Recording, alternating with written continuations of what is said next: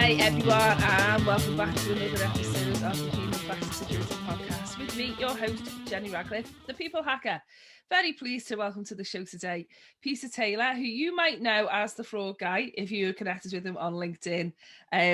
But you are a head founder of Peter Taylor Consultants and a specialist in all aspects of fraud. Welcome to the show, Peter. Thank you, Jenny. Glad to join you. So, first of all, for those people who are not connected with you, particularly on LinkedIn and everything, and we'll put some links so that people can connect and everything in the show notes and on the video. Tell me a little bit about who you are and what exactly that you do, because fraud's it's a broad church, isn't it? So specifically, what sort of things do you specialize in? Yeah, absolutely. My history is I was a police officer. I spotted that lots of insurance companies were being ripped off by fraudsters. A long time ago now, set up my own business, working for insurance companies on motor fraud. Mm-hmm. That went well for me. That was bought out by a loss adjusting company, so I became a counter fraud manager or head of investigations for loss adjusters, and that was my career.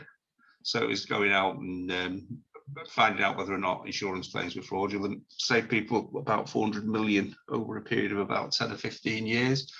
Then set up my own consultancy, had enough of the rat race, wanted to focus on the technical side of fraud rather than just the business side.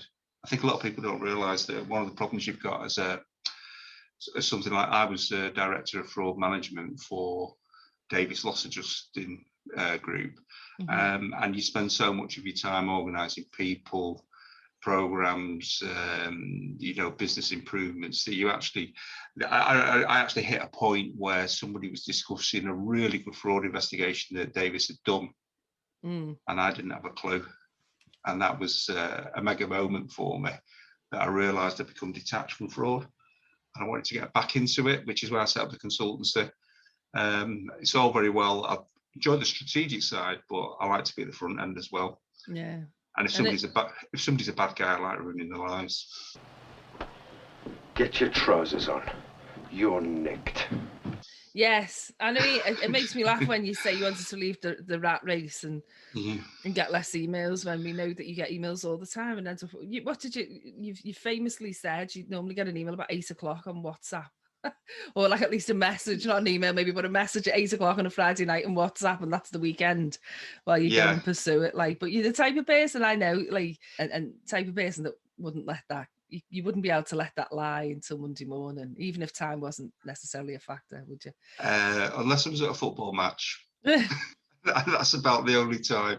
So if somebody contacts me at 8 o'clock on a Friday night, by 15:15, I'm engrossed. I'm invested, as my daughter would say. In trying to sort things out, or at least hold the situation. Yeah. So let's talk a bit about I like this for me. You've posted, obviously you post articles and things on LinkedIn quite a lot, and also there's a news page on Peter's website, which we'll put a screen up here, because it's such an interesting job that you have. But I just want to go back, because I think you were destined to do this for a living, and I know you do, because there's this article that you've written on LinkedIn, and we'll post it. You're a little lad on holiday in the Isle of Man with your sunglasses, and you spotted that they were selling. What were they selling? And you thought, this is where you know someone's a cop in the blood. Yeah, I was literally 10 years of age, and we went into, I know the cafe, it was on, I think it's called Scafell or Snayfell. And there's a cafe there. There's a photograph from my school trip. The first thing I noticed was that you have the Twix bars with 2. And the guy instead had a jar of Twix bars that he'd opened up. So he was increasing his profits by selling Twixes, single Twixes. You bastard! So I can't remember exactly what it was. It was something like... Didn't you say it was like, it says multi-pack not for resale? Yeah. Yeah, so I'm there 10 years old saying he's ripping us off on those Twixes. And then the worst thing of all was the Pepsi Cola. I think it was Pepsi Cola, and it wasn't. It was, Roller call. Roller call. never Coca-Cola or Pepsi, roller cola. Well, Say it was roller roller-cola. cola. I think it was, and it tasted like chicken. Oh my Yeah. God. So yeah, 10 years of age, and I'm spotting frauds and getting annoyed about them. That's so funny to me, because it's just there are some people who are just destined to be police. I mean, and the other thing about it, Peter Blexley, I had Peter on the shows, the chief, when I worked on the show Hunters, and he's got something in common with you, because Peter always has somewhere about his person. Even if he's just in jeans and a shirt, there'll be a notebook. Yeah. And it'll appear from bloody nowhere, and you're the same, I bet. Yeah, if I'm going out somewhere casual and I've got jeans and a t-shirt on, and I might not even take my wallet, but you can guarantee I'll have a pen, and I'll have a sheet of A4 that I've grabbed off my printer, and I'll fold it into 4, and I'll put it in my back pocket just in case. So I mean, that's so funny, but I mean, it's sad. It's kind of no wonder that you ended up doing what you were doing. But tell me a little bit, first of all, because you and I sort of share something in terms of our background, in that perhaps it was a bit surprising, given where you grew up and a few circumstances that you went into this route. I mean, for me, I had to make some choices that, a bit later on, I think, in life, that I could go one way or the other way. I always say you sort of, there comes a point in your life you pick a side. It doesn't mean I forgot what everyone taught me, but I decided that I wasn't going to do things that might hurt people or be involved in crime. I mean, I think you were the same. I mean, do you want to tell me a little bit about what you want to say about that? I was born in Hume, in the slums of Hume, and I kind of obviously didn't realise at the time, but a lot of things that seemed normal to me. One, it was quite funny when I tried to join the police initially. It took them about 6 months to decide whether to have me or not. Right. And that was because of my family connections. Mm-hmm. And I think they couldn't decide whether, well, this guy will know all about crime or this guy's a plant. Yeah. Now, my family weren't serious villains. And, they all had jobs and everything. But, there was always, bottles of whiskey, things like that floating around with my uncle Bill. He's dead now. And I remember him giving me a pair of boots for Christmas, and I didn't like them. I took them back and changed them. And when I told him I'd changed them, he started sort of sweating profusely. So I then began to think, I wonder where those boots came from. And the one that I tell a lot of people is my Uncle John. This is the best story. I make a joke about this a lot of the time, that he was a cat burglar, but he gave it up because the market for cats went down. But I mean, he really was a cat. Really, I mean, this is one of the reasons we talked about this, because I mean, there's a it's not something most of us talk about, but he wasn't he?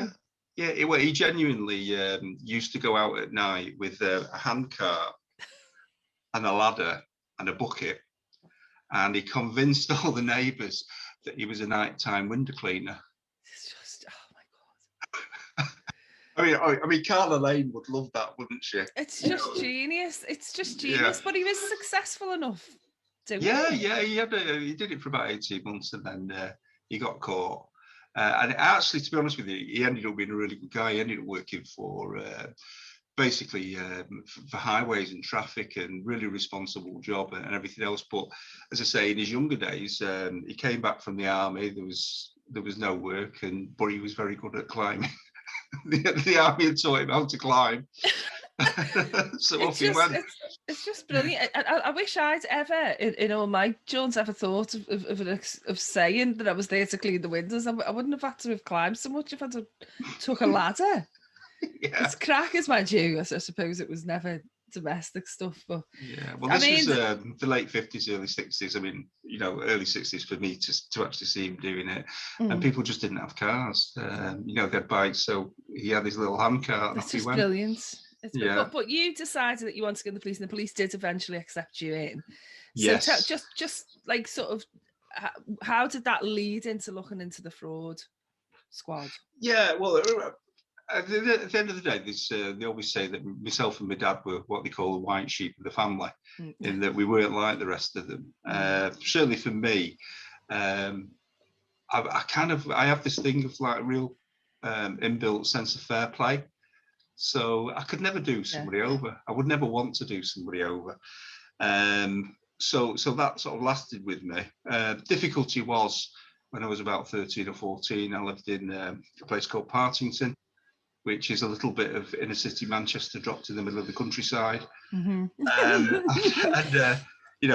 people were stealing cars, they were breaking into shops, they were always up to mischief. The good kids, we just used to go stealing apples and pears, scrumping. It was just a way of life. And I suppose as I got older, I realised I saw a few of them get into trouble. And I thought, well, I'm going to get branded with that. So I'll pull away. So I actually got into music, Jenny. And I think I was about 12 and my sister got me a guitar.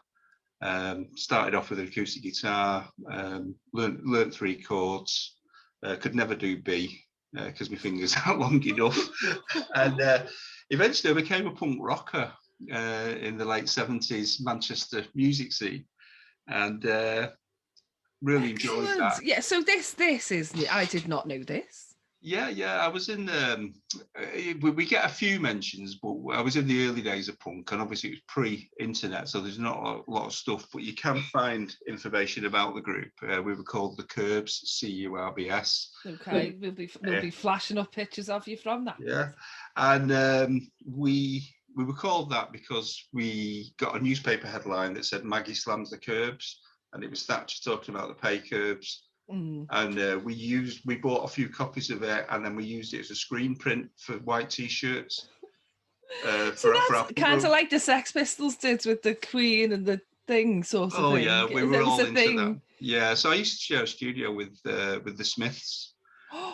Did you? Yeah, I was in the same building and used to go to the pub with the Buzzcocks and people like that. Oh wow, really? Yeah, did you go to the pub with the Smiths? Like, was Morrissey as miserable as he seemed, or was he like? Was that a persona? I hated them. I really didn't like them. I respect them as musicians. Yeah. But we actually used to pay halves and halves on a rehearsal room on Little Peter Street in Manchester. Yeah. And I just didn't like them. Some people you get on with, some people you don't.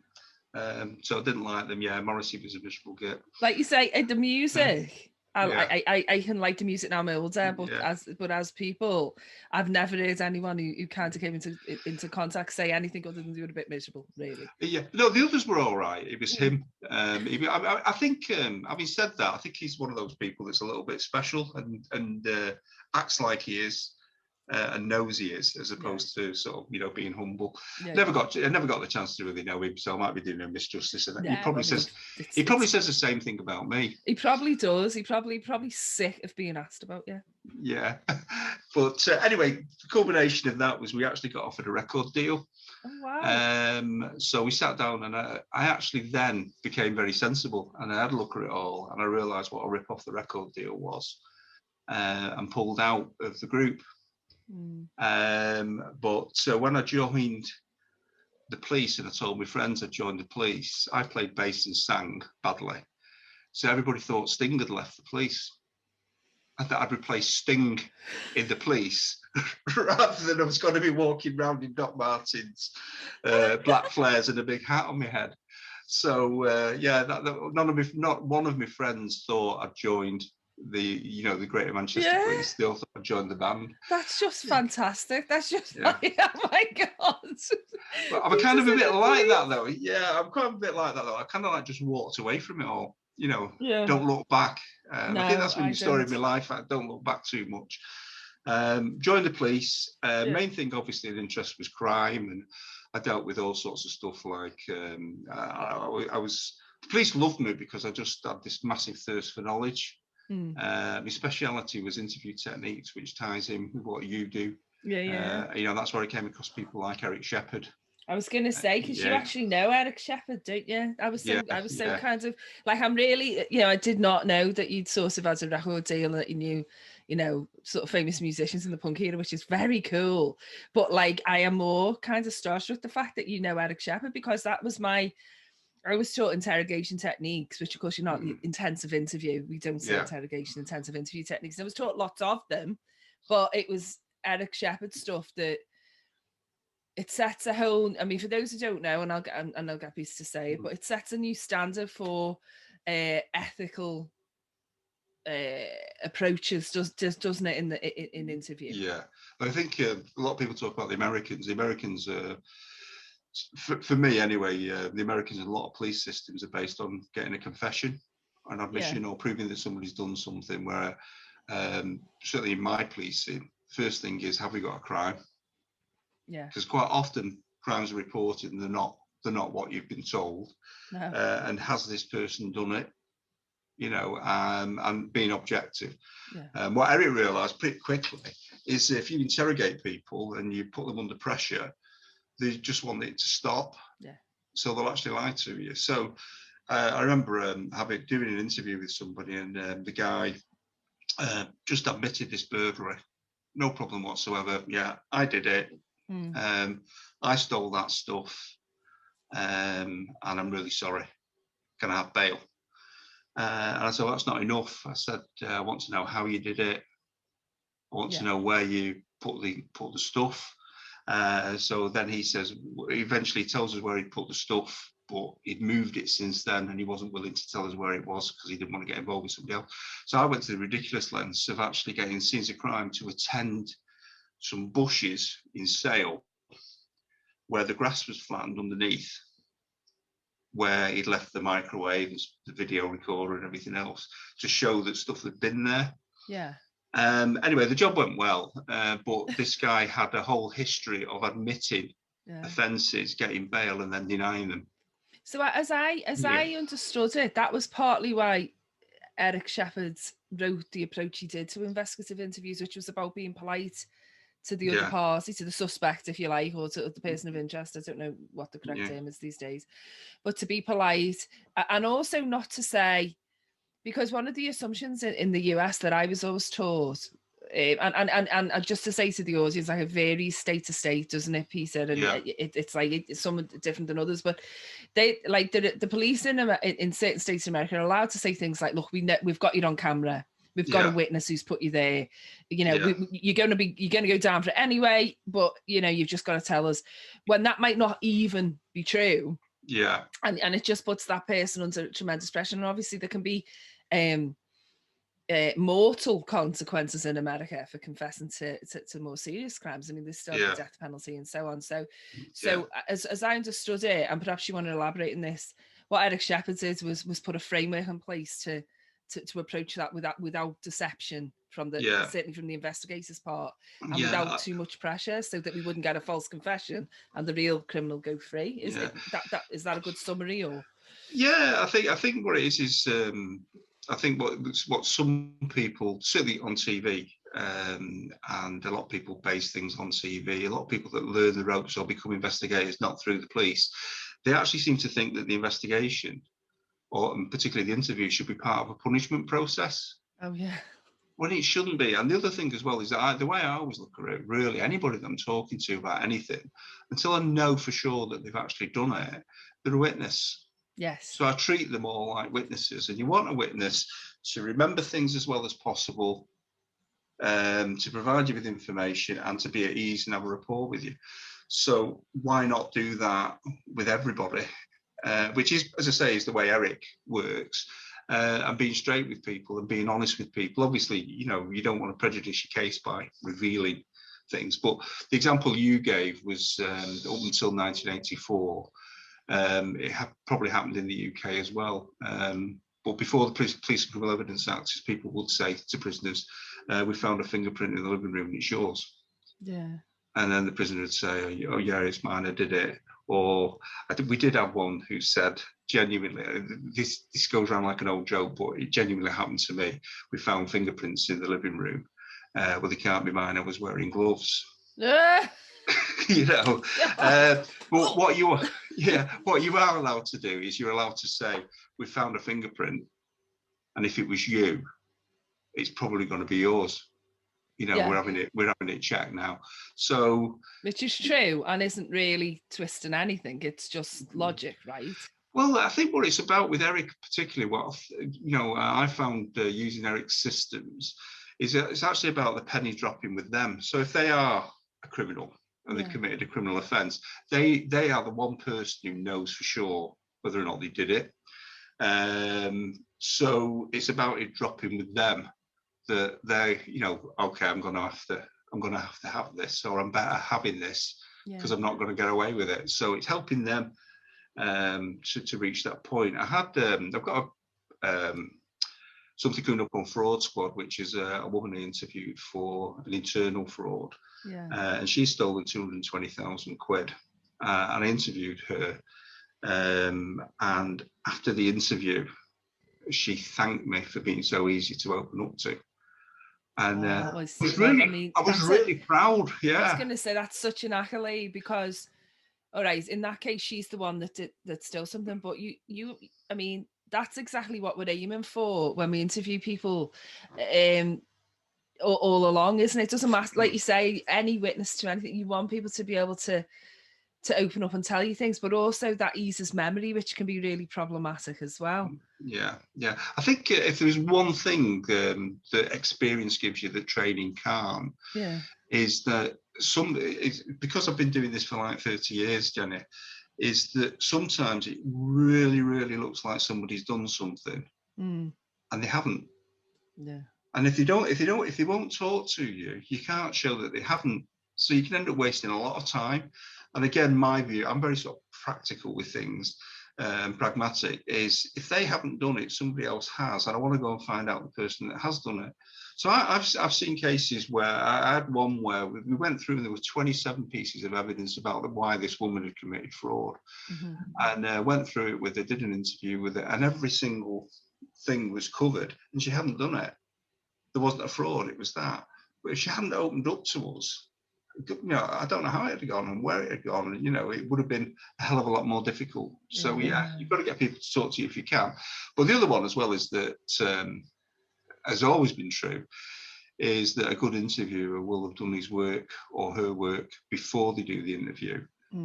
Sometimes, you've got the evidence anyway, but all it is allowing the suspect to provide mitigation or an explanation if there is some wacky reason why it looks like they've done it but they haven't. I've got a twin sister, I've got a twin brother. Or just never assuming that you have the full picture until you've covered. I mean, I was always taught, never assume you've got the full picture, even if you think it's all tied up. But you've never got it unless everyone's spoken to you, give you their perspective. Like you say, there could be something that you might not need, and you don't know if you need it.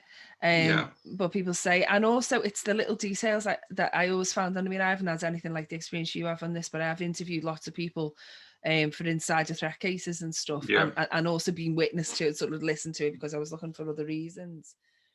And it was always odd details that kind of, for me, just when you knew someone was being authentic, nothing that really would have had anything to do with the incident in hand, and really seemingly not something that really was important. But it's those things that, things like people saying, oh, no, and I tried to shut the door and the door wouldn't shut because that lock's still broken. It's been broken for years. And it's got nothing to do with anything, but it kind of places them there and means that they're remembering it properly. That's how I feel about it. I try not to go. I mean, this is a question to ask you as well, is that sometimes you do have like a gut instinct, but I try not to go on gut instinct, because it was always taught if you go to your gut, you've got to go to your head and make sure that you've got the facts. And then if you've got all the facts, then maybe listen to sort of a gut instinct. But I often hear people say, oh, well, you've got to go with your gut, but it's not the right thing to do in investigations, is it really? I think What's your view on that? I think it's not so much follow your gut, it's listen. If you've got something, I mean, one of the things that I found with people is that, say, for example, in insurance claims fraud, you have your flags and your triggers. And so somebody else, will say, Pete, I think this is a suspicious claim because of A, B, C, and D. So that tells you what might be wrong with it. But sometimes they'll say, I haven't got anything. I've just got this, the hairs are standing up on the back of my neck, and I think it might. But when you actually then sit and go through it, you'll find that gut transfers back into the flags. They've not picked up the flags, but the flags are still there. Yeah. So it's about asking yourself, why are you thinking that? So not so much follow your gut, but actually listen to it. I guess what I'm thinking is be very careful not to be prejudiced. Like, so you might have someone who has done things in the past. I'm just thinking of a case that I worked on for a customer, for a client, and guy was. This sounds terrible because he actually was guilty, but it was a guy who had been horrible in the past, had done a lot of nasty things in the past, and was not someone who was a sympathetic character at all. And the woman just disliked him. That ended up being the client for the company. And I remember thinking, I've got to go in here and be very open-minded that this person might be dreadful, might have a history of being dreadful, but that he might not have done this. You know, it'd be so easy for me to just go, you aren't very nice. I can tell that you've been bad in the past, and you probably have done this. You know, all signs say that this will be the pair, but actually, I had to be open-minded about it. And I suppose that's what I mean by I felt like I had to check that very carefully, because ex-burglars get burgled, robbers get robbed, you know, and so it's all about what is the purpose of the investigation, what am I trying to establish here, and the fact that you know, the truth of the matter is that no court would ever convict somebody of burglary because he's a burglar. No, thank goodness. In this country anyway. Well, in this country. So let's look about talk a little bit about sort of counter fraud, the current picture in your opinion on fraud, because it felt to me, and I suppose we should bring into this the pandemic and everything else. I felt from a social engineering point of view that everything just ramped, that like the criminals were very quick to adapt scripts to the pandemic and to use the technology that people were suddenly on. I'm thinking of, you know, video calls and things like that. And it seemed to peak. Well, I hate to say it's peak because it probably hasn't peaked. When do we have a peak? But it seemed there was a big spike this last year or so. And I wondered, was that part of a general trend that you saw of online frauds increasing and maybe solutions not working so well? What was your view sort of leading up to pandemic and then maybe pandemic as well? Yeah, it's strange really, because as you know, I come from a fraud background, and as we've discussed about sort of 2016, 2017, I wanted to sort of broaden my own experience, so I did a lot of research into cybercrime. So I went out and interviewed reformed cyber criminals, or some not so reformed, perhaps as well. I started using the dark web. I got to look at the dark web places. I got the training manuals that they use, the modules that they use, and did a whole analysis of how cybercrime gangs are structured, and how that is different to how the normal, you know, like the drugs gangs are structured in one way. They're structured very much like a pyramid business with the family or a name at the top, whereas the cybercrime gangs are more like cooperatives and pop-up shops. So they operate in a different way. And I actually put a warning out that in 2017 to say that 2020 was going to be the big year for cybercrime, because of the planning that, you know, the planning that I could see that was going on. And what it was a lot of them were getting ready for things like, you know, the stronger customer authentication, the work that's gone into, you know, protecting identities or trying to protect identities. People using a lot more technology for fraud abuse systems. But what I saw in 2017, the cybercriminals knew about that and were planning already. So I saw one group, and what they were doing is they were just picking up as many free email addresses as they possibly could, not using them, but storing them for release in 2020, so that they'd be 3 years old. The email address would be 3 years old. Yes, and then so, as we know, like you know, if you're buying something off an online retailer and you're a fraudster, so you decide you're going to buy using a stolen card, you need an email address. So you go onto Gmail, create an email address, but a good online retailer will know that that email address is 8 minutes old. Yeah. So that's how they'll spot and detect the fraud and stop the fraud.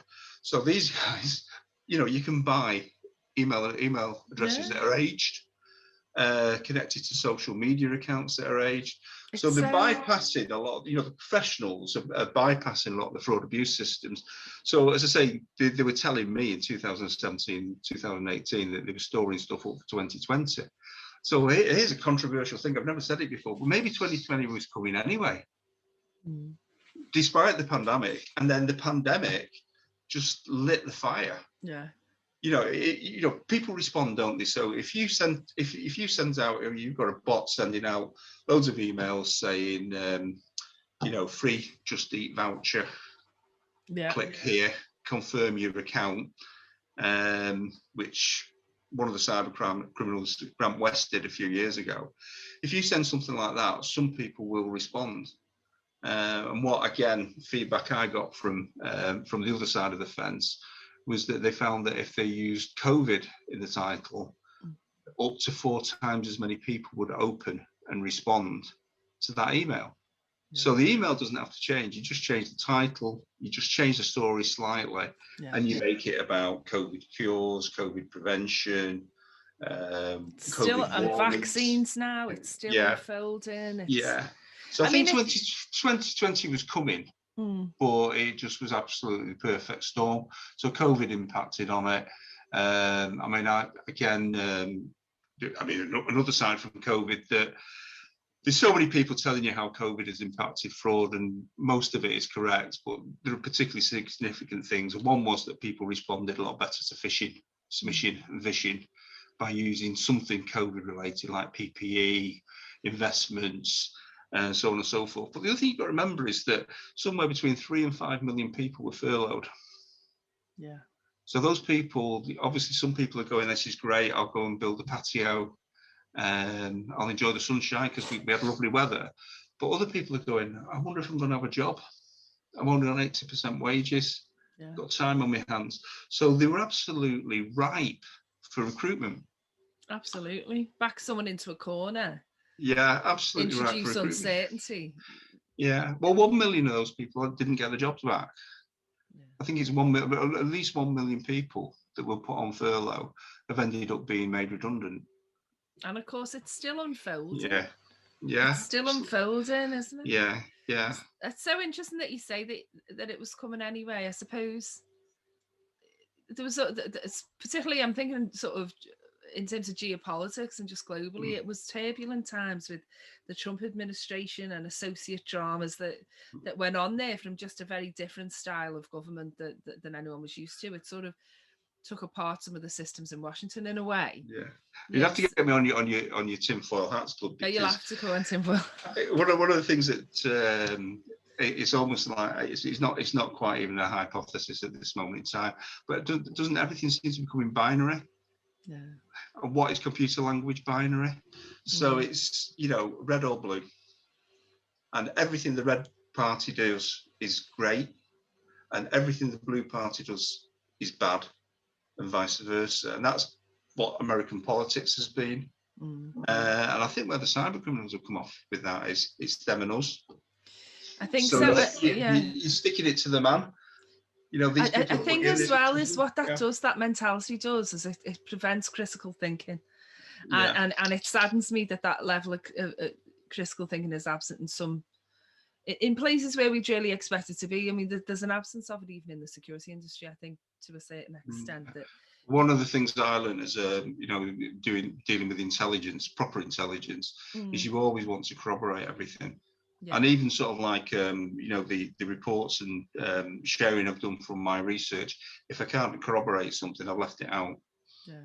I have to get it from multiple sources. But the other one as well is that, again, the binary, the headline no longer fits the article. That's, so, people get a lot of information from media, but there's actually an occupation called headline writer. Yeah. So I write an article, for the Sun or the Mirror. Well, preferably not for the Sun, but yeah. No, I wouldn't write one for the Sun anyway. No. But I write an article for a newspaper. Somebody else writes the headline. Yeah. And then we wonder why the headlines no longer fit the article. Yeah. But as well as that, people read the headline, they don't read the article.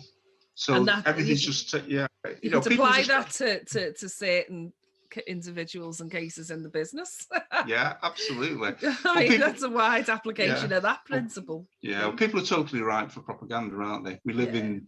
I mean, there's somebody somewhere, some wise person said, and they put it quite well, is that we've gone from the information age through you know, empowered by the World Wide Web, to the misinformation age now, Yes. and propaganda. And disinformation as well. It's different things. Yeah. I was on a panel and I had to really research, you know, misinformation, information strong, disinformation deliberately wrong Yeah. for malicious purposes. Let's just, you know, look at maybe going forwards a little bit. I mean, you're at the coal face of this. Is there things that businesses can do? Is there advice that you give now about to sort of stop this tidal wave that would be useful for people or individuals? Because it's I'm always asked that. I'm always asked, well, what you know, give a top tip or give you advice. It feels glib to give one or two things, but is there one or two things that apply? Yeah, the you know, the super software silver bullet salesman would beat me up for this. But one thing I have found when doing a fraud review is nobody's actually doing what they think they're doing. Right. So if you've got a fraud policy and a fraud procedure and it's not working, before you change it, make sure it's working. So actually do what you say you're going to do, and make sure that it is working. Do you mean that it's in place and people aren't trained to use it, or they ignore it, or they get around it? When you say that, just what? Yeah. Well, you've got the basics. So if you think of, say, online retail, most people have got some kind of fraud abuse system that picks up, you know, dodgy devices, dodgy emails, known fraudsters. But what I find when I do reviews, a lot of them, the staff aren't trained to use it. Yeah. So they don't know how to use it properly. I sat down with, the first time I did a review for an online retailer, I sat down with the review team. Yeah. And I asked that, so basically they get a warning saying this is what's wrong with this transaction. So for some it's an automatic throw out, some it's an automatic clear, and then in the middle you're left with some potential false positives that are too strong to allow the transaction to go through, and it goes through to a review team. The review team get a report that says this is what's wrong with this, you know, no age in the email, no linked social media account, you know, and what all the suspicions are. Yeah. And I sat down and said to the first reviewer I spoke to, well, why is it significant if the email is only 8 minutes old? And she didn't know. She'd been there 3 years. She was really good at her job. She had a good track record. But if you don't understand it, how can you apply it? And so one is, whatever you're doing about fraud, make sure you're actually doing it. And a lot of people aren't. Put in basics. So certainly nobody use a computer without some form of antivirus or malware. But the other one, if we really, really want to deal with it in 2021, more than anything, we've got to stop concentrating on developing a new shiny stuff and use the stuff that's under our bloody noses now, and actually use the data that we've got. Actually get, you know, use the unstructured data that we've got. We kind of like seem to be trying to create some kind of minority report when factual information, you know, this handset that somebody's buying some goods off on the internet is a stolen handset. Well, that's going to be a fraudulent claim, isn't it? Because it's either somebody who's stolen the handset or buys stolen handsets. So throw that out, because that information is available and it's hard and factual. Instead of all this guesswork that it's more than 80 miles away from your geolocation, you know, take out some of the guesswork. So, you know, simple things like that, and how we interact with people. You know, you're talking about particularly things like review teams and fraud teams. They need to understand how to listen to people, because they don't listen. No. I listened to an interview a while ago that somebody was showing me to show me how good their system was. And they were that focused on trying to find the lies, they missed the admission. Oh, okay. Yeah, so I've got. Do you know, it makes me cringe though, because I know that sometimes that can be so hard, and to it's like anything, you've got it in it's the head chatter, isn't it, all the time, and you've got your agenda, you want to get it out, and then you're not listening. It's a difficult job. Not listening. But as I say, in this one, they were showing me, basically they were saying this proves the person's lying and this is what we've done and all this.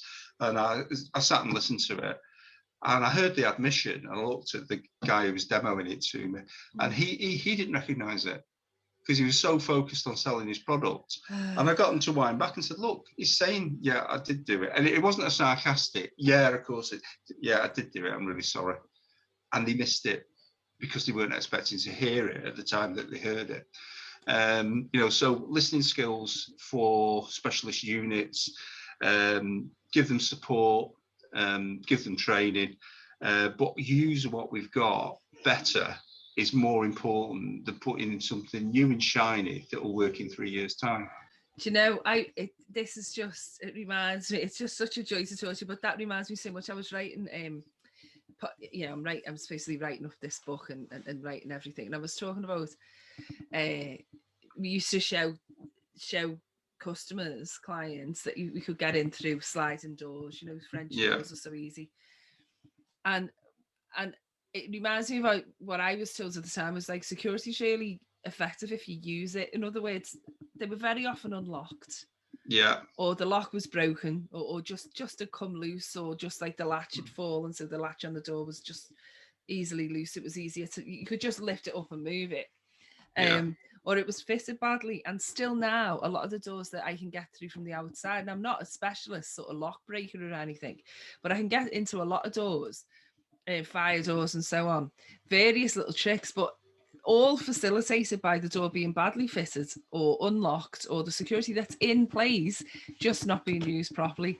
And it's just so interesting that you say that the stuff's there, but it's not necessarily understood or used as well.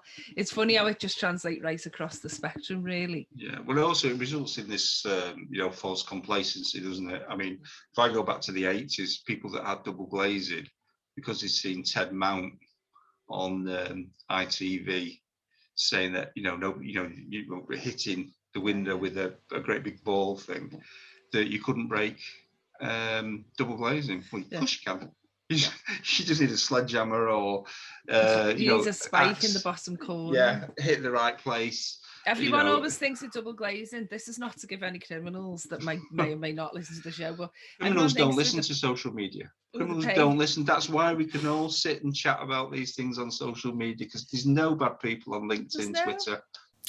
Now to the UK, where their domestic intelligence agency, MI5, is warning that some of the people that you may well have linked to on professional recruitment sites like LinkedIn might actually be spies.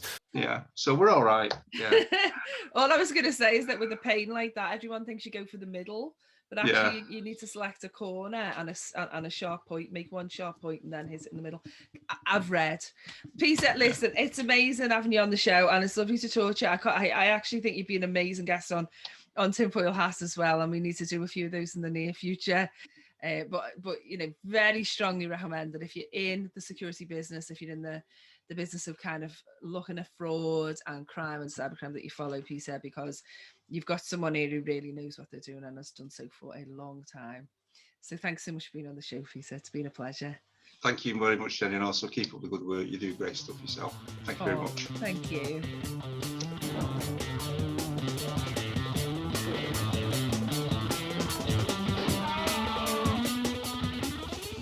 Get your trousers on.